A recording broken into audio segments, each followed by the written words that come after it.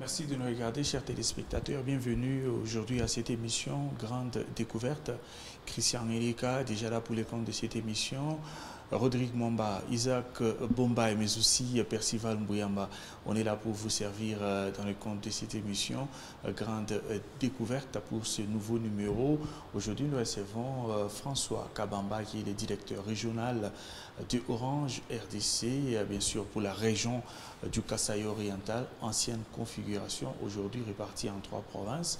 Kasaï oriental, Lomami et Sankourou. Avec lui, on va parler de lui-même, de sa personne, de son parcours au niveau de l'école primaire, secondaire et professionnelle. Et on ne va pas manquer de placer un mot, bien sûr, dès le début, sur la famille. Tout de suite, nous allons les recevoir. Monsieur François, bonsoir. Bonsoir, monsieur Christian. Vous allez bien? Très bien, merci. Et vous-même? Merci. Moi aussi, on se porte mieux. On va en tout cas, dès le début, passer un petit mot sur le coronavirus. C'est une pandémie qui frappe le monde actuellement. C'est vrai qu'ici, chez nous, ça va, mais dans les autres provinces, par exemple à Kinshasa, l'ambiance n'est pas la même. Comment vous appréhendez cette question-là?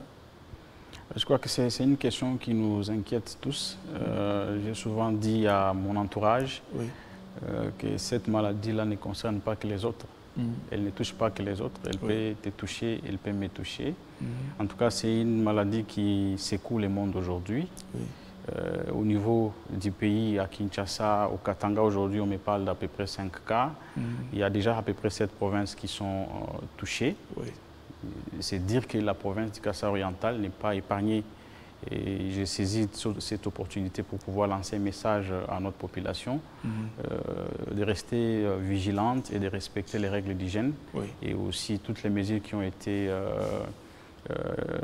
dites par les chefs de l'État.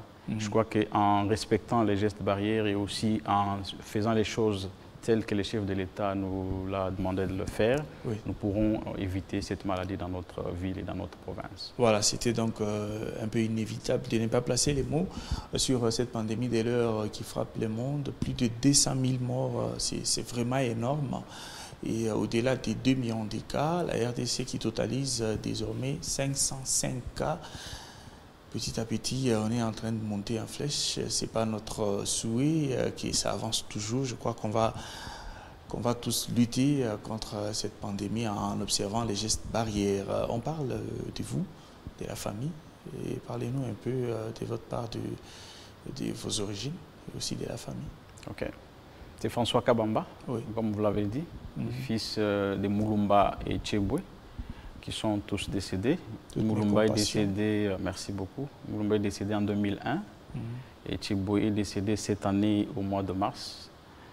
Je suis ici d'une famille de 14 personnes, dont 6 personnes sont déjà décédées et en vie nous sommes au nombre de 8. 3 garçons et 5 filles.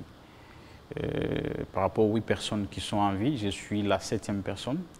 Derrière moi, il y a une cadette, une fille, et les autres sont des aînés, donc les grands frères et les grandes sœurs. Je suis marié, le père de 4 enfants. Je devrais en avoir 5. Il y a un qui nous avait quittés en 2017. Donc j'ai 2 garçons et des filles. Voilà, donc la famille, après, vous êtes né ici à Mbujimaï? Je suis né à Kakoulou. Kakoulou, c'est une zone minière qui est située à 130 km de la ville de Kananga. Mes parents avaient évolué pendant un certain temps dans cette localité, dans le cadre de leurs activités commerciales. Et c'est là que je suis né. Mais j'ai grandi, j'ai passé ma petite enfance à Kananga. Voilà, dans la ville de Kananga. C'est là que vous avez fait les études? C'est là que j'ai fait l'école primaire et c'est là que j'ai fait également les humanités. École primaire, vous avez commencé en quelle année? J'ai commencé l'école primaire en 1988 et je l'ai terminée en 1993. C'était quelle école? École primaire Lungeni. Lungeni. Dans la ville de Kananga. Dans la ville de Kananga, qui est située, pour ceux qui connaissent l'histoire de la ville, qui est située à l'enceinte de l'ancienne Athénée royale. Ah, voilà. C'était comment l'ambiance à l'école? En tout cas, Oui, l'ambiance était très bonne pour moi, particulièrement. Moi, je n'ai pas eu l'occasion de faire l'école maternelle. Oui. Mais déjà, je suis entré en première année primaire, sachant déjà écrire mon nom, sachant lire, maîtrisant l'alphabet. Et ça, j'ai eu à avoir cette possibilité-là avant que je ne puisse commencer l'école parce que j'étais un enfant un peu curieux. Je posais des questions à mes aînés, comment on écrit, comment on fait, tout ça. Et cela a fait que quand j'ai commencé l'école, maîtrisant déjà comment écrire mon nom, comment lire l'alphabet et consorts, bon, j'étais comme un élève modèle pour la plupart de mes camarades de la salle.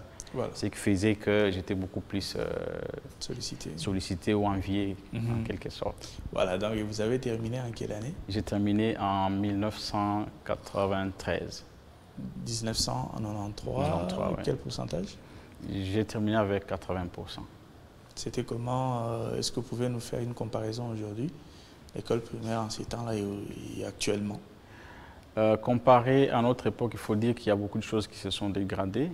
D'abord au niveau de l'enseignant, qui n'est pas en mesure de donner cours comme le faisaient les enseignants de notre époque. Et même au niveau de l'élève aussi. Parce qu'aujourd'hui, vous savez, à notre époque, il n'y avait pas de l'Internet. À notre époque, on allait à l'école. Une fois qu'on est rentré, si on a l'occasion de suivre la télé, quelques heures après, on pouvait se donner à la lecture. Bon, aujourd'hui, il y a l'Internet, aujourd'hui, il y a beaucoup de distractions, ce qui fait que l'élève aussi n'arrive pas à faire ce que nous, à l'époque, nous faisions. Donc, si je regarde aujourd'hui la qualité de l'élève qui finit son école primaire comparée à notre époque, en tout cas, il y a beaucoup de dégradation. Voilà, donc de notre côté, vous voulez dire que l'avènement des nouvelles technologies, c'est un avantage aussi un handicap? Non, l'avènement des nouvelles technologies, c'est un avantage, mais ça cesse d'être un avantage si c'est mal utilisé. C'est valable et pour les jeunes et pour les adultes. Si c'est mal utilisé, ça devient un désavantage. Voilà, donc, alors il faudra regarder les côtés positifs et l'utiliser de manière responsable pour que ça puisse devenir un avantage. Voilà, réseaux sociaux, nouvelles technologies utilisées à bon escient, si je vous comprends très bien. Voilà, donc, et puis vous avez terminé l'école secondaire, c'était où? Oui, j'ai fait mon école secondaire à l'Institut Kananga 1. J'ai commencé en 1993, comme tu disais. J'ai fini en 1999 avec 55%. Et là, il faut encore dire qu'à notre époque, faire 55% aux examens d'État n'était pas aussi facile que ça. Nous avons quand même une très bonne expérience par rapport aux études humanitaires. J'ai étudié dans une école qui était jadis contrôlée ou gérée par les Blancs. Alors j'ai quand même à bénéficier d'une bonne qualité de l'enseignement par rapport aux enseignants que j'ai eu à trouver, parce que la plupart c'était des enseignants qui étaient enseignés par ces Blancs, qui avaient laissé cette école. Je peux anticiper encore pour comparer cette période-là à aujourd'hui. Et d'ailleurs, pour ton information, nous sommes la dernière génération, la dernière promotion qui a eu à faire beaucoup de pourcentage en termes de réalisation, parce que nous avions fait les examens au nombre de 50, et il n'y avait eu qu'une seule personne qui avait échoué. Aujourd'hui, j'étais là récemment, on m'a dit il n'arrive pas à atteindre 10% de réussite. Donc, en tout cas, il y a beaucoup de choses qui sont également dégradées. Ce n'est pas seulement dans cette école, c'est dans beaucoup d'écoles aujourd'hui où les élèves et les enseignants se confondent. Tu ne sais pas discerner qui est élève, qui est enseignant. Tous se comportent presque de la même façon. Et on a régressé aujourd'hui par rapport à l'époque? On a beaucoup régressé. On a beaucoup régressé, mais je dois dire qu'il y a aussi des écoles sérieuses et qui arrivent quand même à maintenir les caps. Bon, d'une manière générale. Mais d'une manière générale, je peux dire à 90%, on a vraiment régressé. Et pour vous, c'est quoi les problèmes? C'est quoi la raison? Les raisons? Je crois que les raisons, c'est lié aux responsabilités qui doivent être, comment dirais-je, établies entre les acteurs. Et les premiers acteurs, c'est l'État congolais. Je crois qu'il y a une part de responsabilité de l'État congolais. Il y a une part de responsabilité des parents d'élèves et il y a aussi une part de responsabilité des élèves. Donc l'État congolais n'a pas pu mettre l'enseignant à son niveau pour que l'enseignant arrive à donner un enseignement de qualité. Lorsque vous avez un enseignant qui n'est pas bien payé ou qui n'est pas du tout payé, devant un élève qui vient par exemple lui proposer 10 000 francs, 20 000 francs, qu'est-ce que l'enseignant peut faire? Donc aujourd'hui, les enseignants ne sont plus dans la recherche, les enseignants sont derrière les élèves, ils confondent les élèves en leurs amis. Du coup, la qualité de l'enseignement n'est pas au rendez-vous. Les parents aussi, à notre époque, je sais que nos parents arrivaient quand même à contrôler nos cahiers pour voir qu'est-ce que nous avons fait, est-ce que nous avons été à l'école. Moi, je me rappelle, presque chaque semaine, mon père devrait passer à la préfecture pour vérifier si réellement j'étais à l'école pendant toute la semaine, si réellement je répondais aux questions ou je me comportais très bien. Oui. Aujourd'hui, nous, les parents d'aujourd'hui, nous n'arrivons pas à faire ce que nos parents faisaient hier. Et du coup, l'élève qui se sent ne pas être contrôlé se permet de faire n'importe quoi.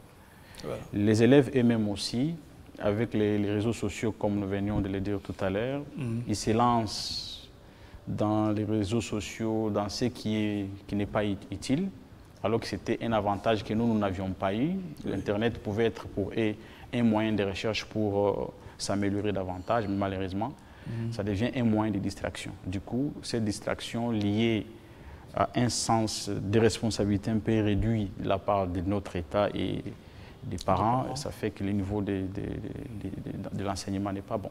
Voilà, donc pour faire un tout petit pas en arrière, il y a l'État congolais qui a fait aussi quelque chose. On a la gratuité de l'enseignement qui est d'application depuis cette année et qui va s'achever très bientôt. On ne sait pas comment ça va finir, mais il y a quand même la gratuité de l'enseignement. Vous ne pensez pas que c'est aussi un pas?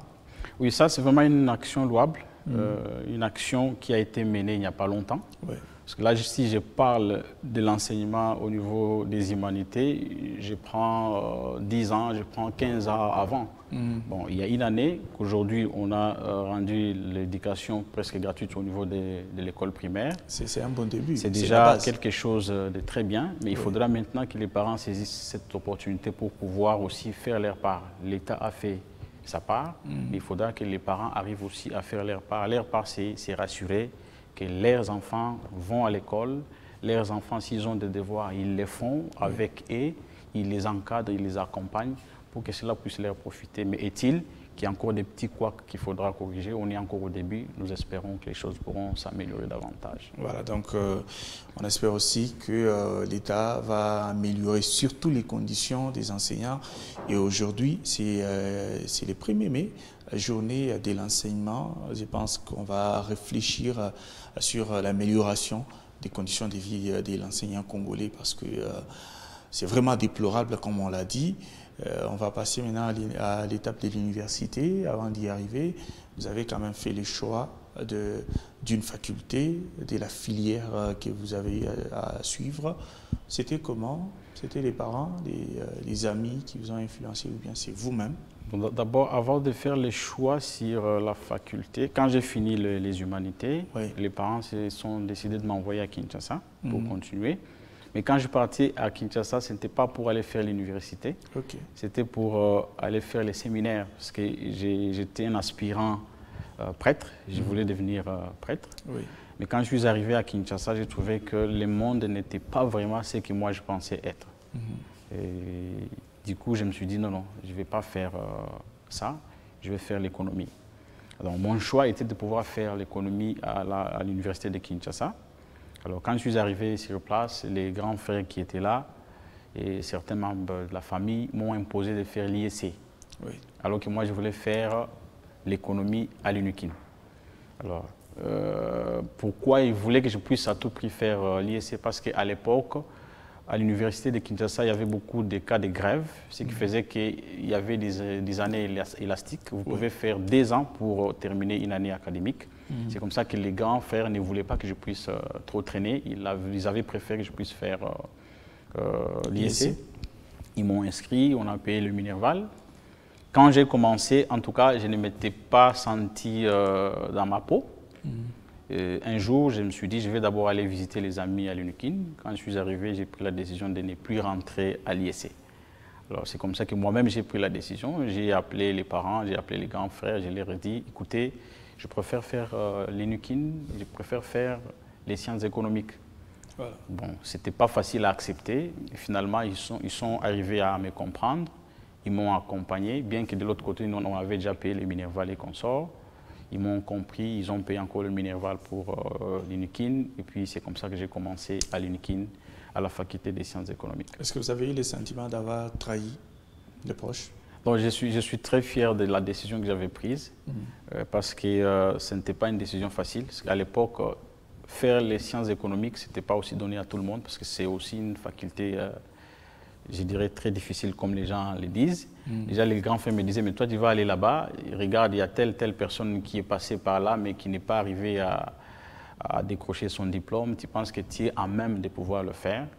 En tout cas, je suis allé, j'ai fait la première année, la deuxième, la troisième, première année de licence, deuxième, j'ai terminé sans avoir connu des cas de...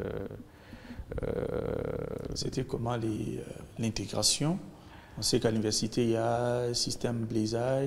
Comment vous avez fait pour vous intégrer? Ça a été une difficulté énorme pour vous? Bon, ça, je crois que je dirais que c'est mon point positif. S'intégrer, c'est en tout cas mon point très positif. C'est vrai qu'au début, ce n'est pas facile. Vous arrivez d'abord dans un nouvel environnement. Et puis, vous êtes à l'université, c'est pour la première fois. Il y a des habitudes qui ont changé. Vous êtes appelé à vivre avec des gens que vous n'avez jamais connus. Ce n'est pas facile à pouvoir intégrer, mais en tout cas, on s'est intégré et puis on s'est fait des amis et la vie a continué, quoi. Voilà, donc vous vous êtes fait des amis. Et puis, les 3 premières années, vous les avez terminées quand? J'ai commencé l'année académique 2001-2002. 2002-2003, je suis passé en deuxième graduat. 2003-2004, je suis passé en troisième et puis j'ai eu mon diplôme de graduat. Bon, comme c'est l'université, les diplômes de graduat ne comptent pas. J'ai dû continuer jusqu'à terminer ma licence. C'était en quelle année? C'est l'année académique 2005-2006. Voilà, 2005-2006, vous décrochez votre diplôme de licence. Vous aviez quel sentiment? C'était une fierté pour moi parce que c'était un défi que je m'étais lancé et qui m'était aussi lancé par le membre de la famille. Tout à l'heure, je venais de dire que c'était une décision qui était venue de moi. J'avais refusé la décision qui m'avait été imposée par les parents. Et arriver à terminer à cette faculté, à cette université, dans les conditions aussi les plus difficiles, n'était pas une chose facile. Et arriver à le faire, en tout cas, c'était un sentiment de fierté pour moi. Voilà, le sentiment d'avoir rendu les parents fiers. Et puis, quelles leçons vous tirez de votre parcours secondaire, primaire et aussi au niveau de l'université? Quelles leçons vous tirez? Oui, je crois que dans ce parcours-là, ce que je peux tirer comme leçon, c'est que si on met du sérieux dans ce qu'on fait, on arrive au but. Donc, si je regarde mon parcours, en tout cas, il y a eu du sérieux. Il y a eu des moments où on était aussi influencé par les mauvais amis, c'est principalement aux humanités. Et quand la conscience est revenue, on a mis du sérieux et puis on s'est concentré sur l'essentiel. En tout cas, tout est allé comme à la roulette. Donc, les sérieux dans ce qu'on fait et aussi avoir l'attitude positive dans ce qu'on fait, pour moi, je dirais un secret de réussite. Voilà, un secret de réussite. On va faire un tout petit pas en arrière. On peut aussi comparer l'université, les diplômés d'université ou les étudiants d'une manière générale de cette époque et aujourd'hui. Est-ce qu'on a avancé? Donc, je dirais que le constat est le même. Je dirais que le constat est le même. Si je dois comparer, par exemple, à l'université de Kinshasa, je regarde le nombre de professeurs que nous avions à l'époque, la qualité des professeurs que nous avions à l'époque. C'est vrai que certains d'entre eux continuent à donner cours. On avait de très bons professeurs. Certains continuent à donner cours. Et aujourd'hui, ce n'est pas seulement l'UNIKIN, même d'autres universités. Pour devenir professeur, pour devenir assistant, pour devenir chef de travaux, ça devient une chose très facile. Du coup, quand vous avez un enseignant qui ne sait pas c'est quoi mon rôle d'enseignant, et ce qu'il va donner comme enseignement aux étudiants, c'est ce qui vient de lui. Et donc, je dois dire que ça s'est aussi dégradé. Ça c'est aussi dégradé au niveau de l'université. Ouais. Les responsabilités, c'est encore l'État congolais? Je dirais la même chose. Je dirais la même chose. Et là, je vais d'ailleurs beaucoup insister. Je dirais que l'État congolais joue une grande part de responsabilité dans ça. Pourquoi? Aujourd'hui, nous avons un professeur d'université qui n'est pas bien payé. Et la plupart de ces professeurs, ils ont une famille, ils sont pères de famille. La plupart, pour ceux que je connais, ils sont un peu avancés en âge, mais ils ont des responsabilités. Un professeur qui te touche 1 000 $ autour de je ne sais pas combien, qui doit se concentrer pour concevoir son cours, sortir son livre ou ses syllabus, dispenser ces cours-là dans ces conditions. En tout cas, je crois que ça a été la négligence la plus notoire que l'État congolais a pu démontrer. Il est vrai que les conditions en termes de rémunération sont presque les mêmes par rapport à notre époque, oui. Mais il faut dire qu'à notre époque, nous avions des professeurs qui avaient la passion. J'en connais à peu près 4 ou 5 qui sont déjà décédés, oui. Qui avaient la passion, même s'ils ne sont pas payés ou ne sont pas bien payés, mais parce qu'ils travaillaient avec passion, ils venaient donner cours et donner avec responsabilité. Oui. Aujourd'hui, avec nos jeunes professeurs qui veulent être slim, et vous comprenez ce que je dis, s'ils ne sont pas payés, et les conséquences ne peuvent être que les trafics de points et tout ce que vous connaissez dans nos milieux estudiantins. Donc, l'État n'a pas vraiment joué son rôle de ce point de vue-là, parce que même les professeurs qui sont aujourd'hui appelés professeurs, l'État devrait s'impliquer pour voir dans quelles conditions ils ont eu à défendre leur thèse, comment ils ont eu à passer de l'assistanat à être chef des travaux, du chef des travaux à devenir professeur. L'État ne s'implique pas. On vous fabrique des professeurs, on vous dit il est professeur, mais quand vous entrez en détail, même du point de vue éthique, vous sentez qu'il y a beaucoup de gaps comparé aux professeurs que le pays a donné il y a 10 ans, il y a 15 ans. Voilà, il faudrait aussi parler de l'État, ou disons des niveaux des étudiants eux-mêmes. Est-ce que vous êtes aussi d'avis que c'est les résultats d'une école primaire et secondaire biaisée? Oui, ça joue aussi, ça joue, parce que quand déjà à l'école primaire on n'a pas eu une bonne formation, les conséquences vont se faire sentir au niveau des humanités. Oui. C'est-à-dire ça va être un élève qui étudie juste pour avoir des points. Quand il va arriver à l'université, en tout cas il ne va pas se retrouver. Tout ce qu'il va faire, c'est comment faire pour avoir les points, et tous les moyens sont bons pour arriver à avoir les points. Et je crois que le fait qu'au niveau des humanités, la qualité, la mauvaise qualité a pu aussi influencer ce qui se passe aujourd'hui au niveau de l'université. Mais je dois dire aussi, je crois que nous l'avons dit au début, les réseaux sociaux. En tout cas, je ne cesserai d'insister là-dessus. Nous, à notre époque, il y avait l'Internet, mais il n'y avait pas de réseaux sociaux.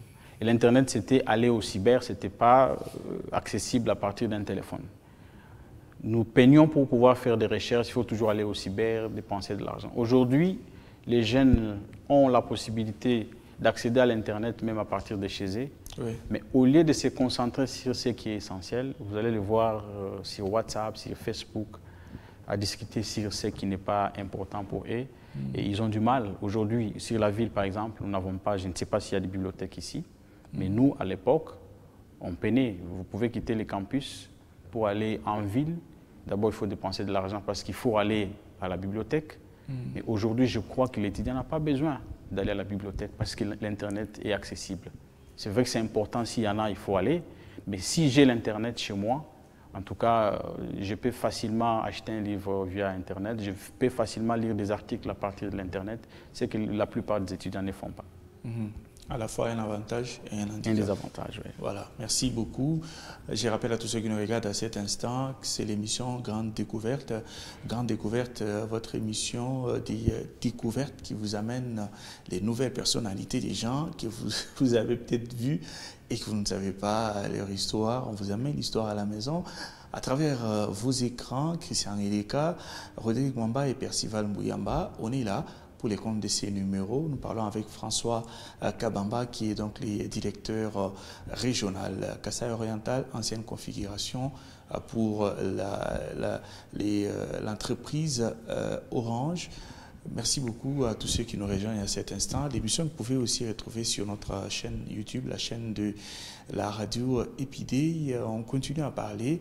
Après ce parcours-là, vous êtes mis sur le marché de l'emploi, comme on le dit souvent. C'est comment, quand on connaît que c'est un marché très difficile en RDC? Vous êtes en sorti comment? Ah oui, c'est comme je l'ai dit tout à l'heure. Moi, je suis guidé par les pensées positives. Déjà, à partir de l'université, je me disais, moi, je ne vais pas chômer. Dès que j'ai fini, j'aurai mon travail. Et c'est ce que je me disais. En tout cas, Dieu a fait grâce et c'est ce qui est arrivé. Mais il fallait quand même passer aussi par l'école de désert. Parce qu'il fallait passer aussi par les déserts pour comprendre certaines choses.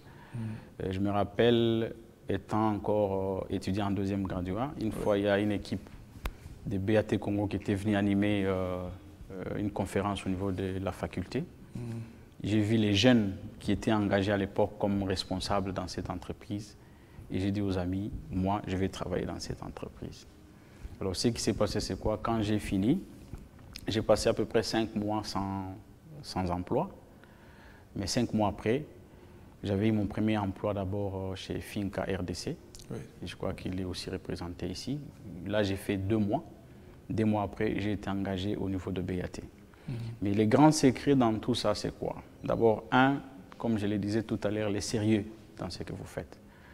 Aujourd'hui, la plupart des étudiants qui viennent de terminer leur université et qui ont le courage d'aller chercher du travail, ce sont les étudiants qui ont bien étudié. Si on n'a pas bien étudié, on aura du mal à aller chercher son travail. Pourquoi? Parce que lorsque vous avez postulé, vous serez soumis au test. Et si vous n'avez pas bien étudié, vous allez échouer au test. Et du coup, vous aurez peur de pouvoir aller chercher du travail, sachant qu'il y aura les tests auxquels je serai soumis. Alors, nous étions constitués en groupe avec les amis, déjà à partir de l'université. Quand on a fini, tout ce qu'on faisait, c'est quoi? On avait constitué notre réseau. Tout celui qui avait l'information sur les offres d'emploi qui étaient balancées sur Internet ou affichées dans certaines entreprises, partageait avec les autres. C'est ce qui a fait que quand on a fini, une semaine après, il y a eu à peu près 10 de nos amis qui avaient déjà commencé quelque part. Et nous qui n'avions pas encore commencé, nous faisions toujours des recherches pour voir où est-ce qu'on peut trouver de l'emploi. Alors, quand l'opportunité s'est offerte plus tôt, on a postulé, on a passé les tests comme tout le monde et puis on a commencé notre carrière professionnelle. Voilà, c'était les débuts, c'était, vous avez dit... J'ai commencé chez Finca. Et après Finca, je suis allé chez BAT Congo. Voilà, c'était en quelle année BAT? Les tous, c'est en 2007. Finca, j'ai commencé au mois de juillet, j'ai terminé au mois de septembre. Oui. Et puis BAT m'a appelé au mois d'octobre de la même année, 2007. Jusqu'à J'ai travaillé à la BAT de 2007 à 2015. Au mois de janvier 2015, j'ai rejoint Orange. Et d'abord, pour la petite histoire, comment ça a commencé. J'étais au Home, parce que quand j'ai fini, je n'étais pas descendu à la maison, j'avais préféré d'abord rester au Home, comme j'avais une chambre.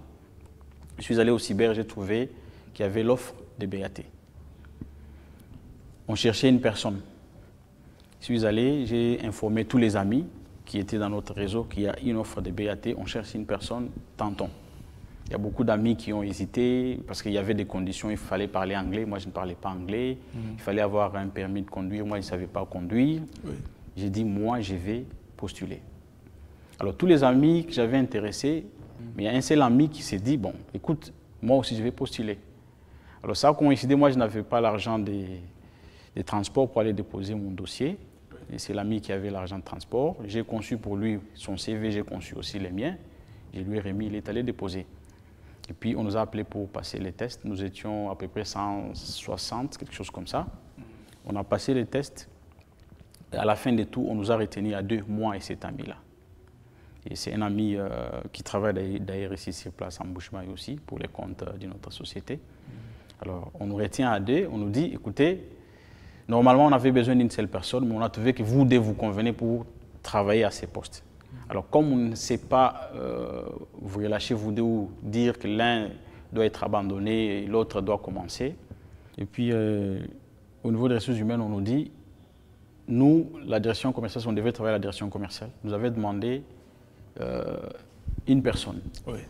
Nous savons que nous allons prendre une personne. Mais la même direction commerciale vient nous dire qu'on doit retenir vous deux. On ne sait pas le faire. Ce qu'on va faire, on va prendre une personne.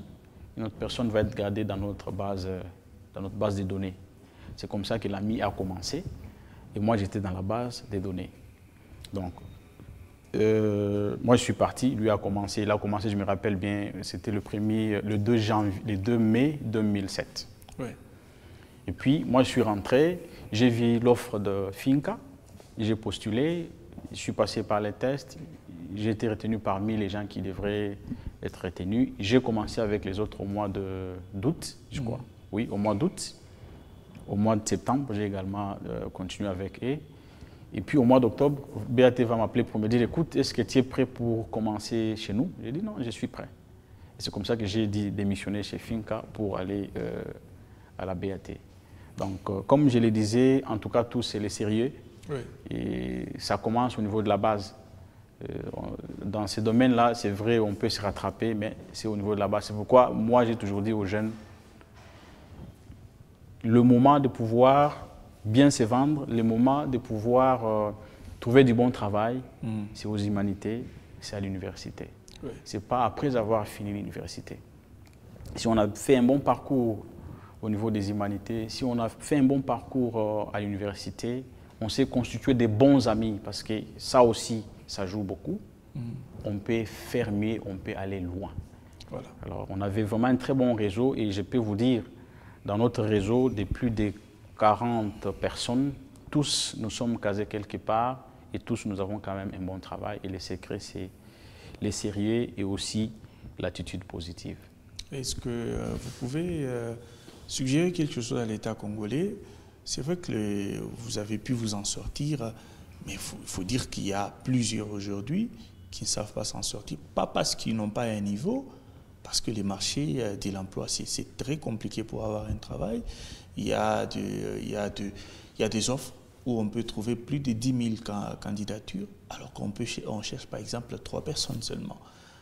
Qu'est-ce que l'État congolais peut faire dans ces secteurs-là pour alléger vraiment la tâche à tous ces jeunes chercheurs d'emploi? Oui, je crois que nous avons un sérieux problème en termes d'entreprise aujourd'hui. L'université est en train de larguer sur le marché d'emploi beaucoup des chômeurs, si je peux les appeler ainsi. Mais entre-temps, il n'y a pas de création d'entreprise. Oui. Et là, je vais dire que ce n'est pas seulement l'État. L'État, c'est vrai, doit accompagner les entrepreneurs à pouvoir créer des entreprises. Mais il faudra aussi que nous, Congolais, nous puissions comprendre que c'est bien de travailler pour autrui. Et moi, j'ai réalisé une chose, on ne devient pas riche en travaillant pour autrui. Aujourd'hui, c'est bien bon, je suis directeur d'Orange, mais je sais que je ne deviendrai pas riche en travaillant pour Orange. Ouais. Je deviendrai riche en travaillant pour moi-même. Il y a beaucoup de gens qui ont l'argent aujourd'hui, qu'on ne sait pas encadrer, qu'on ne sait pas accompagner. Donc, d'une part, ce que moi je peux demander à l'État congolais, c'est de pouvoir rendre l'environnement des affaires sain pour que les investissements étrangers, privés ou même les investissements domestiques puissent se faire, qu'il y ait création des entreprises, pour qu'il y ait aussi création des emplois. Ça, c'est d'abord d'une part. Et d'autre part, accompagner tous ces jeunes, accompagner toutes ces personnes qui ont de l'argent, mais qui ne savent pas dans quel domaine investir. Les accompagner pour qu'ils arrivent à investir et à créer des emplois pour ceux qui finissent au niveau de l'université. Donc, c'est ce que moi je peux demander à l'État congolais, mais aussi à nos frères congolais, à nos sœurs congolais, de réaliser que les plus riches est celui qui travaille pour lui-même, pas celui qui travaille pour autrui. Il y a des gens qui te touchent des millions de dollars, il y a des gens qui te touchent en tout cas beaucoup d'argent, mais qui ne réfléchissent pas comment on peut créer une entreprise, qui ne savent pas qu'on peut créer une entreprise pour se rendre indépendant et aussi donner des emplois aux autres. Et ça manque dans les chefs des Congolais. Et je pense que c'est de la faute de notre État. Vous savez, nous, on nous apprend à travailler pour autrui, mais on ne nous apprend pas à travailler pour nous-mêmes. Quand on va à l'université, on a fait l'économie, on a fait les sciences commerciales, je ne sais pas tout ce qu'on peut faire. Dans tout ce qu'on fait là, la plupart des cours que nous apprenons, on nous apprend plutôt à travailler pour autrui. Il n'y a pas de cours liés à l'entrepreneuriat, comment apprendre aux gens de monter leur propre entreprise, comment apprendre aux gens de gérer leur propre entreprise. Je crois que ce sont des cours qui devraient être intégrés dans notre programme pour que les étudiants qui finissent aujourd'hui soient non seulement en mesure de travailler pour autrui, mais qu'ils soient aussi en mesure de travailler pour eux-mêmes, qu'ils soient capables de savoir si je dois créer l'entreprise, qu'est-ce que je dois faire, qu'est-ce que je dois avoir et comment je dois faire. Et ça manque. Donc ça peut être intégré au niveau du programme, au niveau de l'université par exemple. Oui, très important. Voilà, donc l'entrepreneuriat, j'allais dire au niveau de la jeunesse, créer de l'emploi. Ne pas attendre qu'on lance une offre, l'offre d'emploi. Il y a des gens, je vois par exemple aujourd'hui, ceux qui évoluent dans le domaine de l'informatique. En tout cas, moi, si j'avais fait l'informatique, peut-être que je n'allais pas toquer la porte d'une entreprise. Parce que ceux qui ont fait l'informatique aujourd'hui, ils ont la facilité de créer des applications qu'ils peuvent vendre, ils peuvent créer des logiciels et ainsi de suite. Mais vous verrez ces jeunes-là qui ont cette matière en train de courir derrière les entreprises pour être embauchés. Ils ont de la matière alors qu'ils pouvaient concevoir des choses à proposer à ces entreprises-là, devenir les providers de ces entreprises-là. Et ça nous manque. Aujourd'hui, si l'Inde est devenue ce qu'il est, si l'Inde est fort dans les domaines de l'informatique, c'est parce qu'il y a beaucoup de startups, il y a beaucoup de jeunes qui essaient de développer dans ces domaines-là, et puis l'État les accompagne et les encadre. Et je crois que si l'État arrive à bien jouer ses rôles, et que nous, Congolais, nous arrivons à réaliser que travailler pour soi, c'est beaucoup plus bénéfique, je crois que ça pourra booster beaucoup de choses. Voilà, donc vous avez dit tout à l'heure que vous avez commencé en 2015 chez Orange RDC. Oui. C'était comment? Ah oui, c'était pas aussi facile parce que c'était une mutation. Oui. Tu as évolué dans les tabacicoles pour entrer dans les télécoms. Voilà. Donc il faut d'abord connaître les produits télécoms, comment il est. Je me rappelle, j'ai démissionné à partir d'ici. J'ai été engagé à Kinshasa d'abord au niveau de BAT. Oui. J'ai eu la chance de faire la ronde de beaucoup de provinces du pays. Et BAT m'avait envoyé ici en mutation, c'était au mois d'octobre 2014. Oui. C'est à partir d'ici que j'ai dû démissionner. Donc j'ai démissionné au mois de décembre 2014 pour commencer chez Orange au mois de janvier 2015. Et je devrais aller travailler à l'est du pays, à Bukavu, comme responsable commercial pour les Sud Kivu et les Maniema. Ce n'était pas facile, mais nous avons eu quand même la chance, comme je le disais tout à l'heure, de voir les côtés positifs des choses.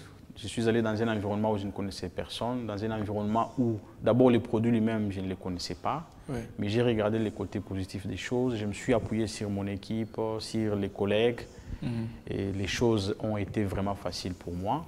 Ce qui a fait qu'une fois arrivé dans cette région, je n'ai fait qu'une année, 6 mois, et j'ai été promu comme directeur pour venir travailler ici comme directeur régional. Et à l'époque, quand je suis arrivé, j'ai géré tous les Kasaï, donc les Kasaï orientales et les Kasaï occidentales, ancienne configuration. Bon, pour des raisons de proximité, pour des raisons stratégiques, c'est comme ça qu'on a essayé un peu de diviser certaines régions qui étaient réputées être des grandes régions, pour qu'on puisse être plus proche de nos clients. Voilà. Donc l'intégration n'a pas été très compliquée pour moi parce que déjà on savait comment s'adapter. Voilà. Qu'est-ce que ça fait d'être dans ce milieu des télécoms? Donc de gérer plusieurs personnes, je parle d'abonnés, hein. Qu'est-ce que ça fait? Ah oui, moi je dis que c'est un très bon domaine pour moi. Et puis, je ne sais pas comment les choses arrivent à se passer, je dis que c'est la grâce de Dieu. Tout à l'heure, je vous disais, quand j'étais encore à l'université, je disais aux amis, moi je vais travailler à la BAT. Et je disais aussi aux amis, je vais travailler à la BAT et je travaillerai dans les télécoms. Comme par hasard, je me suis retrouvé dans les télécoms. C'est pour dire que c'était l'industrie dans laquelle j'avais vraiment les ambitions de travailler. Et du coup, je me suis retrouvé là. Comme tu le disais, gérer les abonnés, gérer les plaintes des clients, gérer le personnel. Pour moi, j'ai dit c'est un très bon exercice. Un très bon exercice. Surtout que vous êtes jeune. Quand on regarde à la télé, on se dit que être à la tête d'une grande entreprise, même si c'est pour le Kasaï, mais quand même être au devant de la scène, jeune comme vous, comment vous les gérez? Souvent, on pense à quelqu'un de 70 ans. Ah oui, ça c'est vrai. Je dois dire qu'il y a aussi la grâce de Dieu là-dedans. Ouais. Et ces postes que nous occupons, ce sont des postes qui exigent une certaine maturité. L'intelligence, elle ne suffit pas. Qui dit maturité voit indirectement sagesse. Et la sagesse ne vient pas de l'homme. Ouais. La sagesse vient de Dieu. C'est-à-dire qu'il va te faire passer par beaucoup d'expériences pour acquérir cette sagesse-là.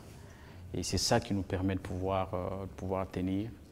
Et je pense que nous sommes encore capables de faire encore mieux ou d'aller encore au-delà. Et les secrets, c'est la simplicité, c'est l'humilité, c'est mettre les clients au centre de tout. Comprendre que si moi j'existe, c'est parce que ce monsieur ou cette dame existe.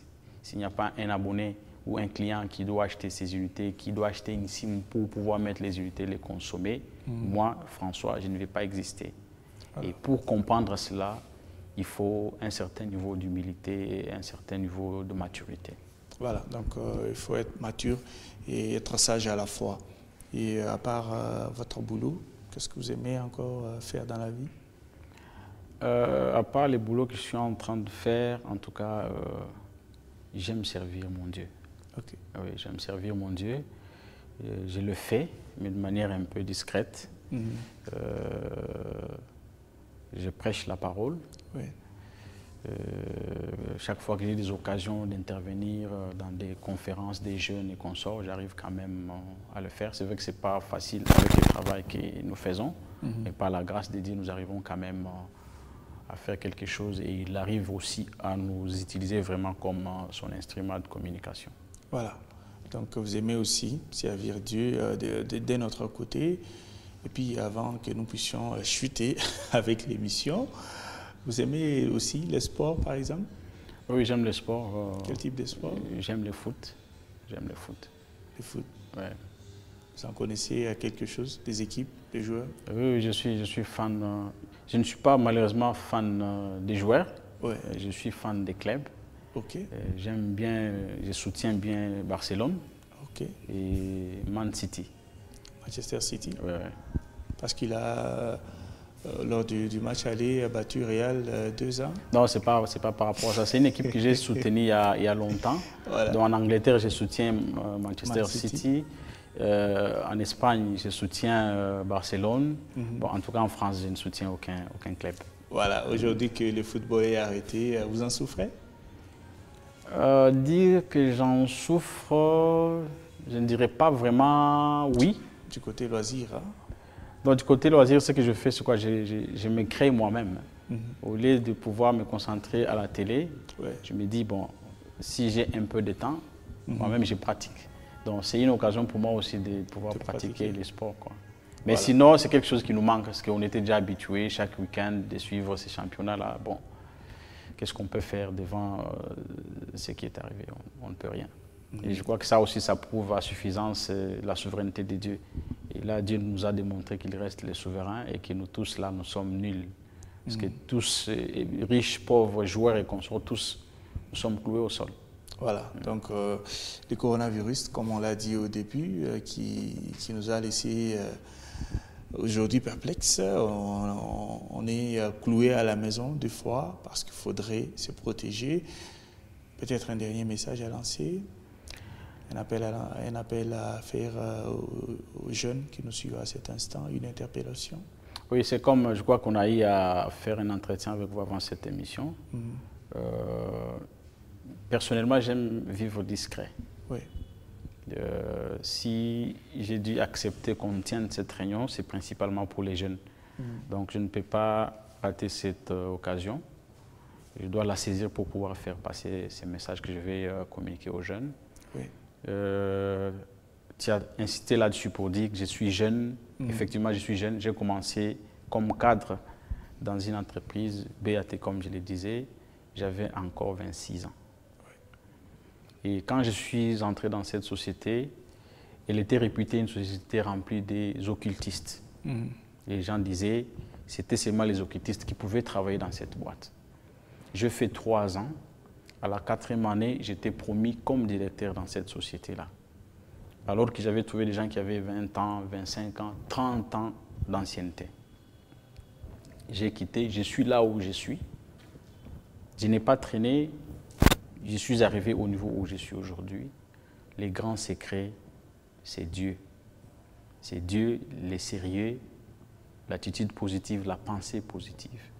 Donc aujourd'hui, les messages que je peux lancer aux jeunes, comme je l'ai dit, le travail se cherche à partir des humanités et de l'université. Ce n'est pas après avoir terminé les études qu'on cherche le travail, non. On commence à chercher son travail quand on est encore élève, quand on est encore étudiant. Parce que si on les cherche pendant cette période-là, on saura quelle étude faire. Oui. C'est comme quelqu'un qui a fait les droits et après, il va chercher à devenir maçon. Ça veut dire que c'est quelqu'un qui ne cherchait pas son travail. Si tu veux devenir directeur d'entreprise, tu veux devenir je ne sais pas qui, le moment de chercher ce travail-là, c'est au moment où tu es encore en train d'étudier, mettre du sérieux dans ce que les jeunes font et aussi chercher la grâce de Dieu parce que sans cela, c'est un peu difficile. Parce que quand on parle du sérieux, en dehors de Dieu, en tout cas, il n'y a pas de sérieux. Les sérieux ne peuvent venir que si on se confie beaucoup plus en Dieu. Donc, s'il y a un message à leur lancer, c'est un message d'encouragement. J'aimerais leur dire qu'on ne vous trompe pas. On peut devenir directeur d'entreprise, on peut devenir ministre, on peut devenir président de la République sans avoir touché aux fétiches, sans être passé par les maisons d'occultisme. Nous avons d'ailleurs la preuve de notre président. Il est, je dirais, le premier président africain, à ce que je sache, à pouvoir consacrer sa nation à Dieu. Et il est les rares de présidents qui savent c'est quoi la place de Dieu dans ce qu'ils sont censés faire comme travail. Donc, que personne ne vous trompe. Si nous autres jeunes comme vous, nous sommes là, c'est parce que nous avons mis du sérieux, c'est parce que nous avons cherché à marcher dans la crainte de Dieu et la grâce de Dieu nous a accompagnés. Des gens vous diront, touche à ça, fais ça pour devenir, ce sont des mensonges, on vous trompe. Mettez du sérieux dans ce que vous faites, confiez-vous à Dieu, constituez-vous un bon réseau d'amis, des gens qui réfléchissent de la même façon, vous verrez que les choses vont aller plus loin. Si vous voulez devenir aigle, ne cherchez pas à vous promener avec des canards, parce qu'en étant à côté des canards, vous ne saurez pas voler comme les aigles. Vous voulez devenir aigle, il faut vous constituer un réseau des aigles, parce que vous allez réfléchir tous comme des aigles. Avec la grâce de Dieu, vous verrez que vous viendrez nous remplacer là où nous sommes. Voilà, merci beaucoup pour cette interpellation. Et c'est par là que nous terminons cette émission pour ce numéro. Chers téléspectateurs, merci en tout cas d'avoir été avec nous. Rodrigue Mwamba, Percival Mbouyamba, on a été présents ici pour les comptes de cette émission, pour les comptes de ce numéro. On va se retrouver prochainement pour d'autres aventures, hein, bien sûr dans les comptes de cette émission Grande Découverte sous la direction d'Emmanuel Kalonji. Je vous dis merci et on se retrouve prochainement.